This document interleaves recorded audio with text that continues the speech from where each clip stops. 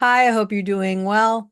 I'm back again to talk about the full moon lunar eclipse that's going to be happening on September 17th or 18th, depending upon where you are. It's going to be happening at 25 degrees Pisces. This is a full moon lunar eclipse, which is really talking about what we are letting go of. And I think the most interesting part of this lunar eclipse is this idea of it is like a total duality of energies where almost like Robin Hood, you could say. Now, if you know the story of Robin Hood, and he had his team, and basically they would steal from the rich to give to the poor. And some people would say that is criminal, but other people say that it was like a good thing to do.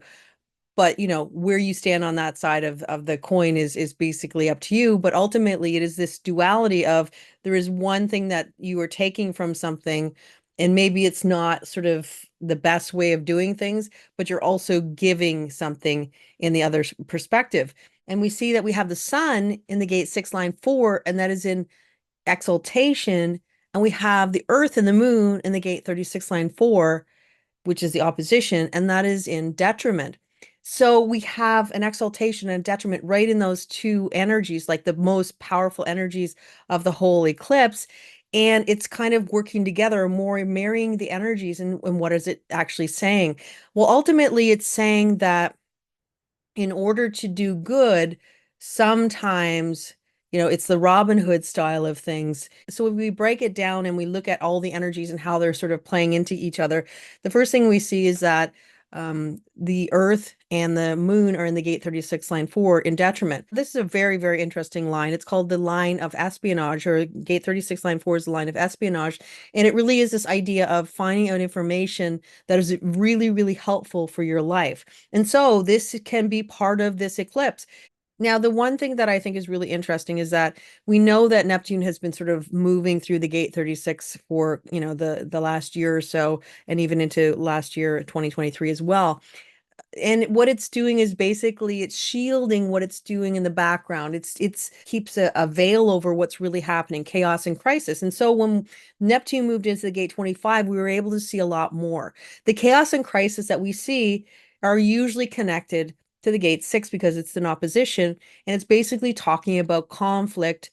And unfortunately, it's been a lot of wars and conflicts across the world.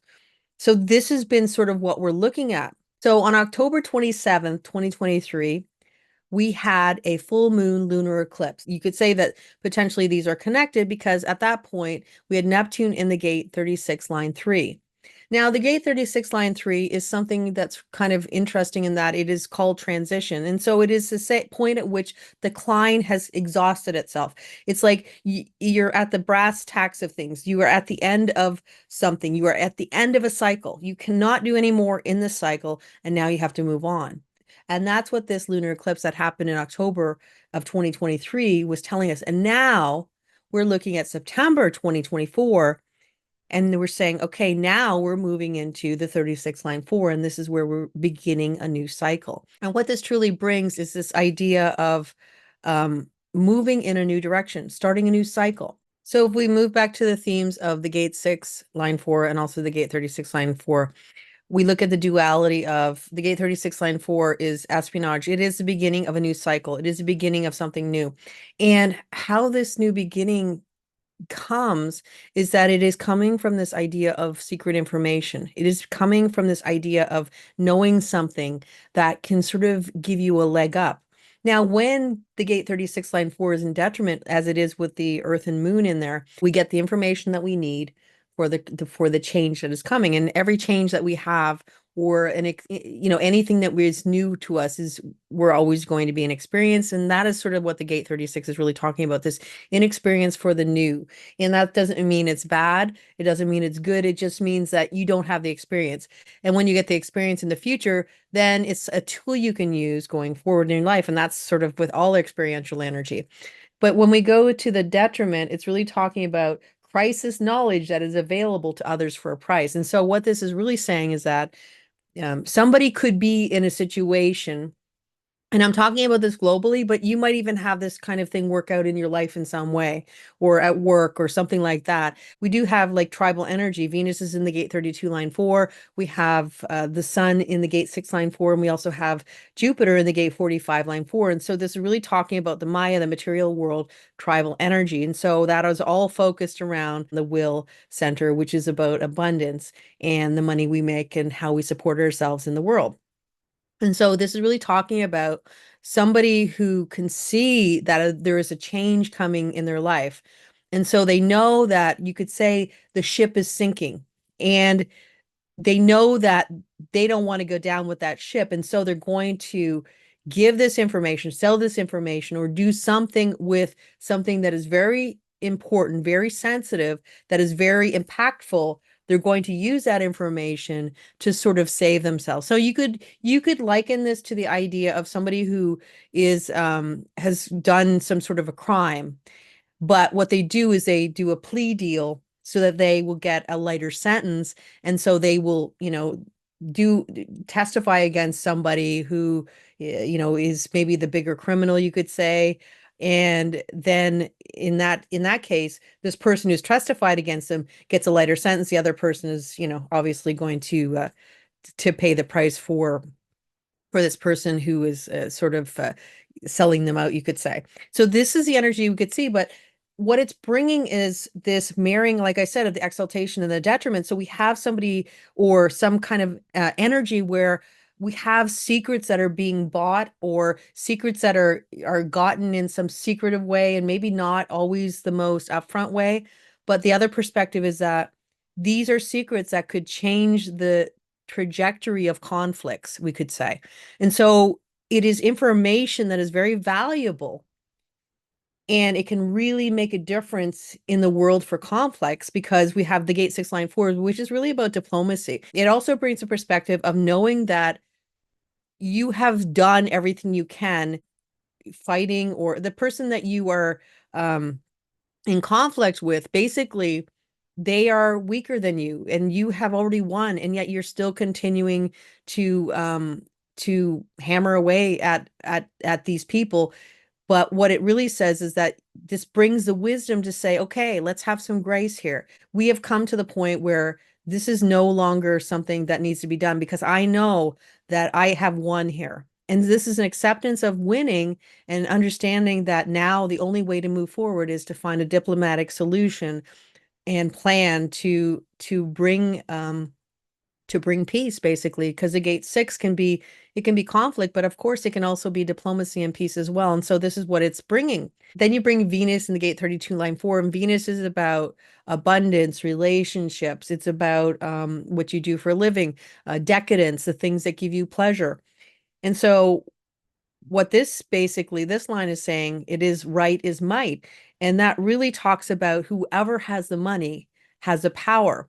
So this is again showing somebody who has power, they have money, they have the ability to buy secrets, who can eventually do the right thing. And is this going to be a big cycle change where we start to find peaceful solutions moving forward? And this could be in your life where you're starting to say, I don't need to fight anymore. I don't need to push against this anymore.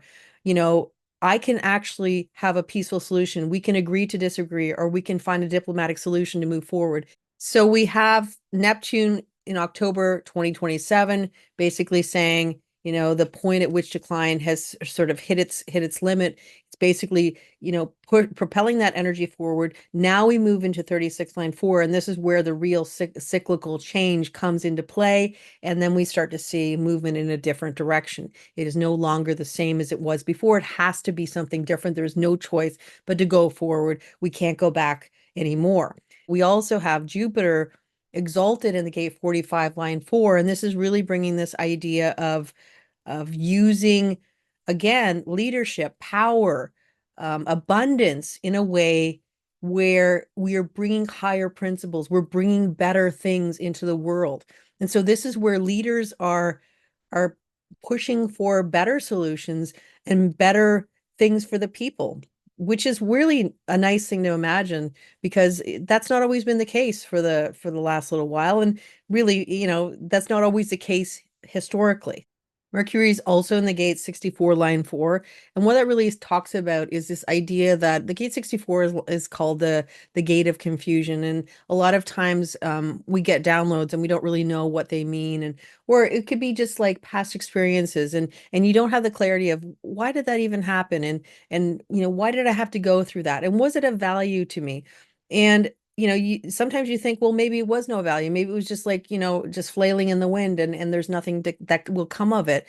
But what this says with Mercury in the gate 64 line 4, it really talks about this idea that yes, there will be clarity. You will find out what it all meant. You will find the awareness and the clarity that is part of that thing that is confusing you, that thing that is kind of not, you don't understand. It will come. So it is just believing that things will just work out the way they're supposed to. And I think that that's the biggest key. Mercury is really communicating to us all that, don't worry about everything. It will all play out the way it's supposed to, because that's the way life is. Life always kind of there will always be a conclusion to something that is a problem, or something that is in your life. There will always be a conclusion. We don't always know how that will be, but only that we know it will eventually conclude, and then we will start a new cycle. And this is really saying that a conclusion is coming and a new cycle is going to begin, really soon. And this is an eclipse that is kind of closing up this chapter. And then we have the next eclipse happening in October, which is really starting a new chapter and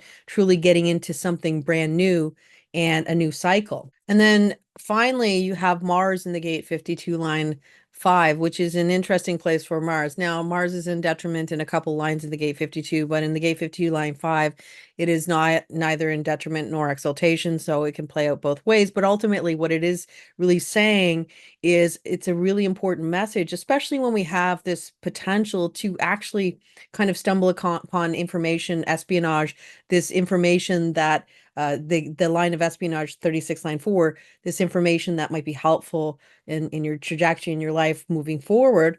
Basically, it's saying just about being still and just being quiet.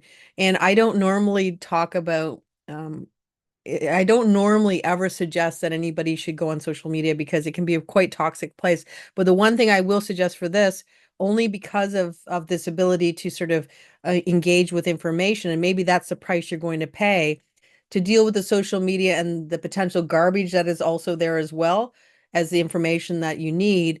But basically, just looking at social media from a very detached place, and looking at it as not interacting with it, but yet getting the information that you need from it. Is something that you might read. It might be a video that you watch, but it could be something that is visual in how you get the information. It is a time to potentially, if it feels like it's okay for you to do, and you feel like that's not going to be detrimental in any way for you, or you can be detached, to be in a position where you can watch from afar and not engage, but yet get the information that potentially could be helpful for your trajectory forward.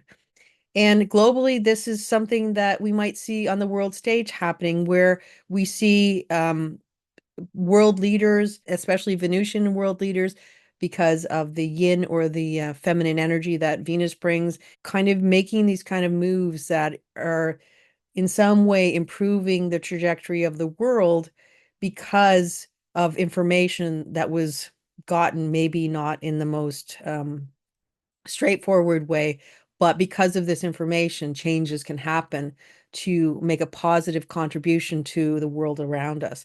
It will be interesting to see how it plays out in the collective. And I hope you have a wonderful lunar eclipse, and I will be back again soon. Until next time, take care and bye for now.